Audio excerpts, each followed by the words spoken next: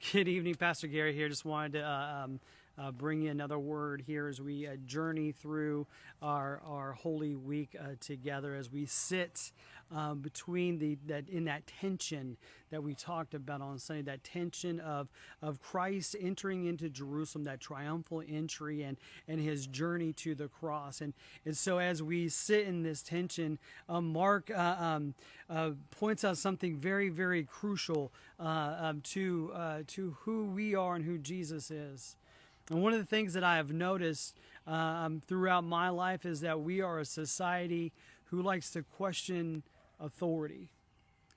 We're always saying, "Who are you to tell me what to do?"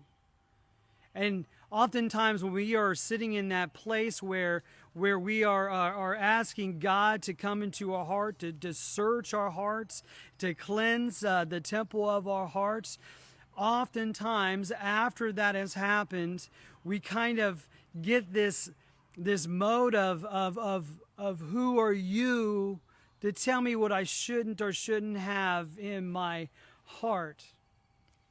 And so Mark writes these words as Jesus has cleared the temples. He has threatened the chief priests of the day, and now they are trying to trap him.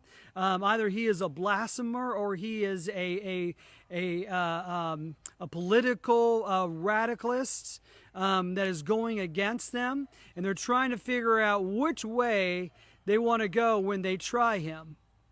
And so here's what Mark writes. He says in verse 27 in chapter 11, he writes, "They arrived again in Jerusalem, and while Jesus was walking in the temple courts, the chief priests, the teachers of the law, and the elders came to him. 'By what authority are you doing these things?' they asked. 'And who gave you the authority to do this?' And Jesus replies with this. He says, 'I will ask you one question. Answer me, and I will tell you by what authority I am doing these things. John's baptism, was it from heaven or of human origin? Tell me.' They discussed it among themselves and said, 'If we say from heaven,' he will ask, 'then why didn't you believe him? But if we say of human origin,' they feared the people, for even everyone held that John really was a prophet. So they answered Jesus, 'We do not know.' Jesus said, 'Neither will I tell you by what authority I am doing these things.'" You see, folks, we oftentimes ask God, "Who are you?"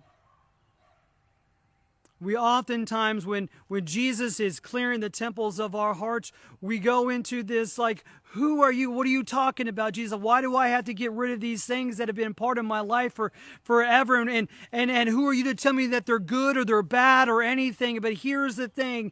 Jesus has been given all authority from heaven down into earth because of who he is, the Son of God, the I Am, the Messiah, Emmanuel, God with us. And therefore, he has the authority to do this.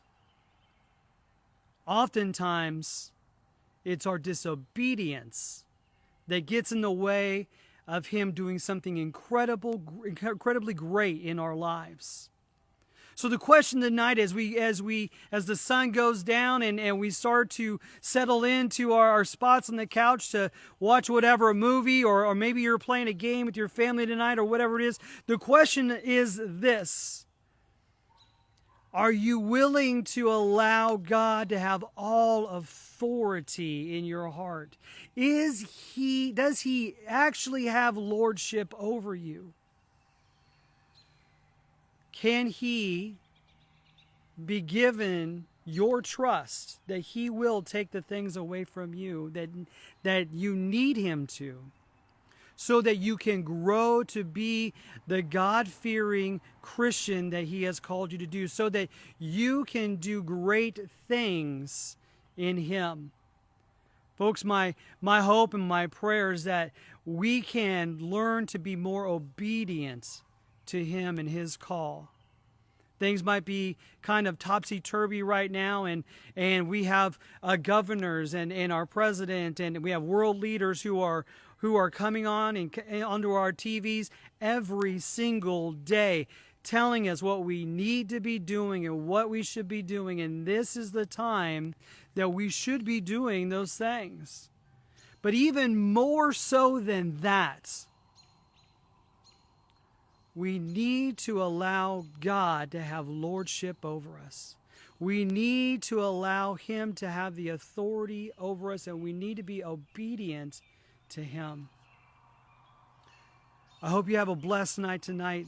I hope you are spending some significant time with your families.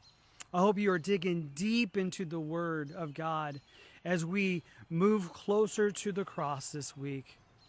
Maybe have a good evening. God bless and stay safe.